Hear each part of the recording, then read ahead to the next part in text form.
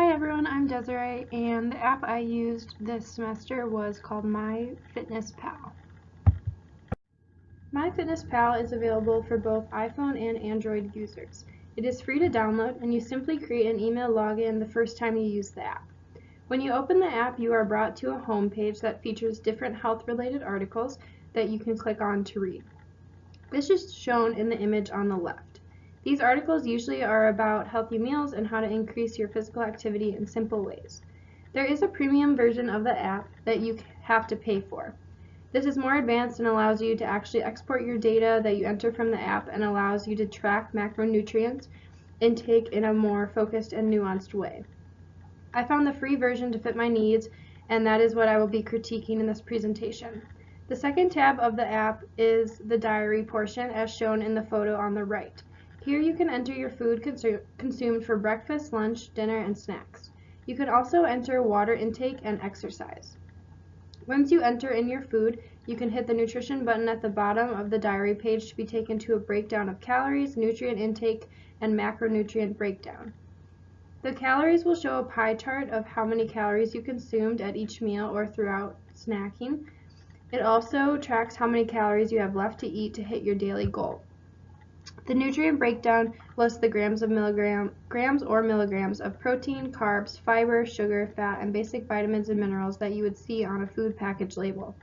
The macro page shows a pie chart of your carb, protein, and fat intake only in grams. The next tab of the app is the progress page. Here you can see the weight you have entered throughout your time using the app. The last page is a More tab that allows you to set or edit your goals, which include your weight goal and your nutrient intake goal. There is also a challenge page and a reminder setting that you can use to get even more involved with the app. I did not use these features because I solely wanted to track food and water intake. Using the Mars criteria, the first method I used to rate this app was on its ability to engage. I found the app mostly boring and uninteresting to use. However, it did allow a pretty high level of customization based on your fitness and nutrition goals. It allowed basic interaction with the user, though I turned those functions off, like the push notifications and reminders, because I find them distracting and not super useful. The app did a good job of targeting the right population, and overall I rated the engagement section as a 3 on the Mars grading scale out of 5. The second criterion was functionality. The app performs well and there were no technical bugs that I noticed. I rated the ease of use a 3 out of 5 because it does take some time to find the food you are eating on the list of pre-entered foods in the app or to enter your own meals. However, once you have a lot of your own foods listed in the frequent list, I noticed that logging foods became much easier.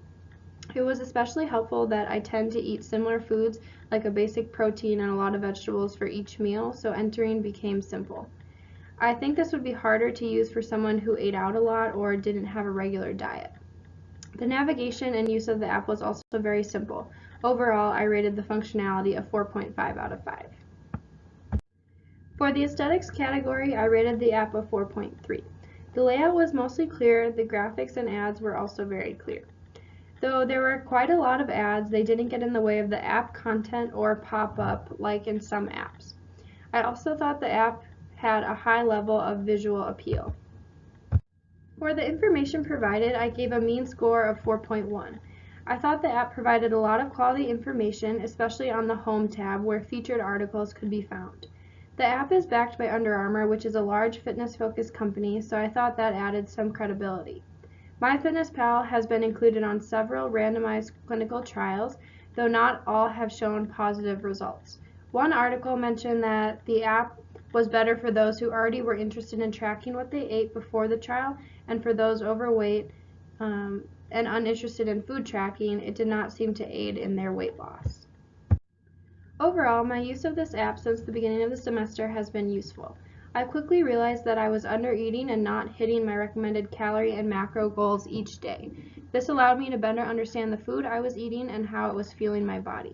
I also was doing a nutrition challenge at the gym that I go to over this period, and using the app to track my food while I did that challenge was very helpful and helped me stay motivated.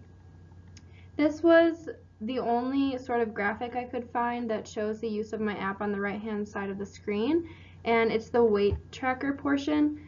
I do not plan to use this app regularly in the future, but it is a good tool if changing nutrition habits or fitness goals, or if you're just trying to better understand what is going into your body at the time being before you make any nutrition changes. The only things that were difficult for me when I was using the app, as I mentioned before, were adding in some of the foods and recipes that I made. Eating out also proved to be difficult, and I'm not sure how accurate those diary entries were. You would need to be highly motivated and interested to keep up with this every single day, and I recommend it more to get a baseline of your nutrition and to use it to help you set goals and track your goals along the way.